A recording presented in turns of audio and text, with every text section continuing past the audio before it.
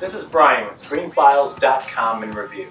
And what I'm looking at today is Peter Drago Tinman's The Stairs. And by the way, happy Halloween. Though let's be honest, Halloween is a holiday for children and adults who are so repressed that they need one day to act out. In any case, The Stairs revolves around literally a set of stairs. The movie starts and we meet John Schneider from the Dukes of Hazzard, who is aging particularly well, by the way. And he plays a grandfather of this little boy who he's taking hunting. The little boy stumbles upon a set of stairs. They're very ornate, white stairs, and they're sitting in the middle of a forest, which it doesn't take a rocket scientist to figure out makes no sense. Little kid investigates. John Schneider's character eventually notices that the kid isn't with him, so he goes in search for him. The kid screams because of something that's going on with the stairs. He gets there, he sees his grandson being pulled behind the stairs. He goes to investigate, shoots his gun at something, and we move about 10 years into the future. This is a particularly strong part of this movie. John Schneider is a great actor. The kid is not irritating in the way kids in movies tends to be, and it works really well. Unfortunately, things get a little muddled later on. As I said, about 10 years or so pass. It might have been 7, certainly no more than 10 years pass. And a group of friends, I want to say about 5 of them, are going on a hike. And as they go, they start to encounter really odd things. Like this couple, for instance. The guy appears to be dead, as does the woman. This doesn't make any sense in the context of the movie. When we're in the vicinity of these stairs, prior, there was none of this. Remember when John Schneider and his grandson were approaching them. There was none of this weirdness with this couple or anything like that. Though, to see it now makes the movie feel very uneven. And it doesn't explain why they're there. I have theories, but the thing is, that's not really well done storytelling. Either you give a really valid reason for those entities, those phantasms, those figures to be popping up and make it consistent, or you don't do it. So as I said, these entities pop up, these 2 people, and our hikers, quite logically, try to get away from them, as in, let's go somewhere else. So they keep moving, and eventually they encounter this creature which looks like the sewer monster from the X-Files. Actually looks almost identical, and it kills one of their party.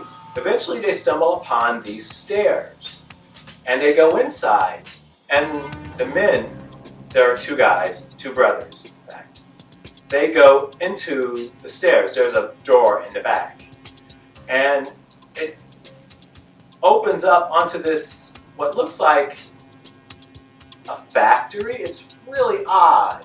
And as the movie progresses, we learn that the stairs are an entrance to another dimension where time doesn't quite flow in the same way as it does everywhere else. And so they encounter the little boy from the beginning of the movie. And he says his granddad is somewhere down there too, only he lost touch with him and he doesn't know where he is. This is where the movie feels very alienish, as in this kid feels like Newt from Aliens. In any case, the 2 brothers eventually find their way out, but not before one is killed by the sewer monster. They get out, and the remaining people, the little boy, one of the brothers, and 2 women, the remainers of the hikers, begin to run through the forest. At this point, the movie continues not to make much sense. This creature, according to the little boy, is supposedly feeding its young by killing people. And in fact, they find essentially a boneyard filled with bones and one of the hikers to illustrate the point.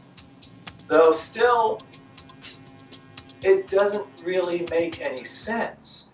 Why would the creature put the bodies there as opposed to taking them where it came from, which is seemingly the stairs?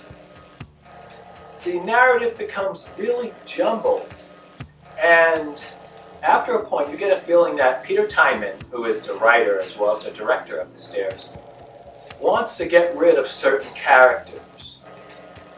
And he does so in a way that is perhaps a little silly. For instance, the remaining people are running, they stumble upon a camper. They go into said camper. They're under siege by the creature. Last surviving brother says, "We need to get out of here," which makes sense. And so she decides that I'm going to take the gun and you follow in my lead. So she takes the shotgun and gives the impression that she actually knows how to use it.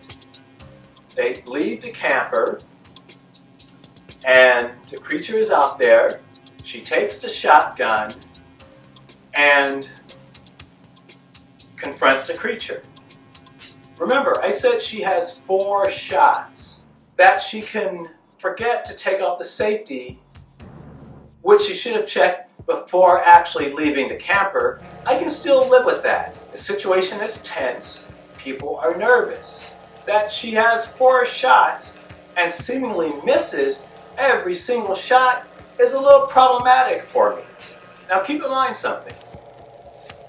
I'm not a gun person. I don't like them. I've had minimal contact with them in my life, and so I don't know a lot about guns. But what I do know is that there are 2 types of shot available for a shotgun. One is buckshot, which is essentially little metal pellets. So let's say which are contained in the shell. So let's say you shoot someone with buckshot. You're shooting them with lots of little projectiles, which, depending upon range, can be less deadly than extremely painful. Now, the movie doesn't specify what type of shot is actually being loaded into the shotgun. Now, as I said, there are only 2 types as far as I know. Buckshot and a shotgun shell. A shotgun shell is like a bullet, essentially. It's a single projectile, which causes much more damage than buckshot. Now keep in mind, the tendency of buckshot is to spread outward. So the odds of hitting something with a shotgun with buckshot in it are significantly higher than hitting something with a single shotgun shell. But conversely, hitting something with a single shotgun shell is significantly more lethal. Of course, that has a lot to do with the range. The closer you are to something, the more impact your shot will have. So in any case, she misses with both shots and is killed. This is not something that is uncommon with movies in general, horror or whatever, that they dispatch characters that they feel have served their purpose. I don't have anything against that. What I'm bothered by is when it's done in such a way that that is blatantly, obviously their goal. Though eventually the brother and the little boy remain, and they end up burning the creature. I don't recall how they did it actually, but they did.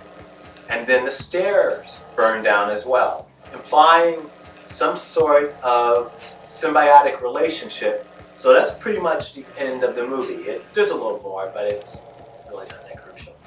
That being said, The Stairs is not a bad movie. And in fact, if the rest of the movie kept the tone of the opening, it would probably be a really great horror movie. as it stands, it's watchable. It has its moments, though it's not as good as it could be. Though a lot of credit needs to be given to John Crotty, who plays Doug, and Adam Corson, who plays Nick, one of the brothers. Though Josh Crotty is hilarious. He plays, I think, a friend of the two brothers. He is such a douche. Not that he's deliberately so, but he's just so obnoxious, and from him being as he is where a lot of the humor comes from. As I said, I don't like Adam Sandler-esque humor on the whole. What I tend to appreciate better, particularly in horror movies, is more relationship type humor.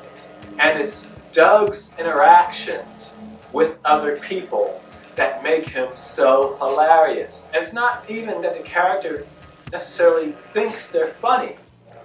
It's that the way he is, combined with the way more, shall I say, normal people are, is hilarious. If you haven't seen The Stairs, check it out. It's enjoyable. It kind of comes apart a little bit, though that doesn't mean it's not worth watching. This is Brian with ScreenFiles.com and Review. Do you agree, disagree? Let me know down below. And as usual, consider a like or a follow. Also coming this week, look for the review of Army of Thieves, directed by Matthias Schwingwacher. I think that's how it's pronounced. It's very German. I have no idea. Peace. Have a great week.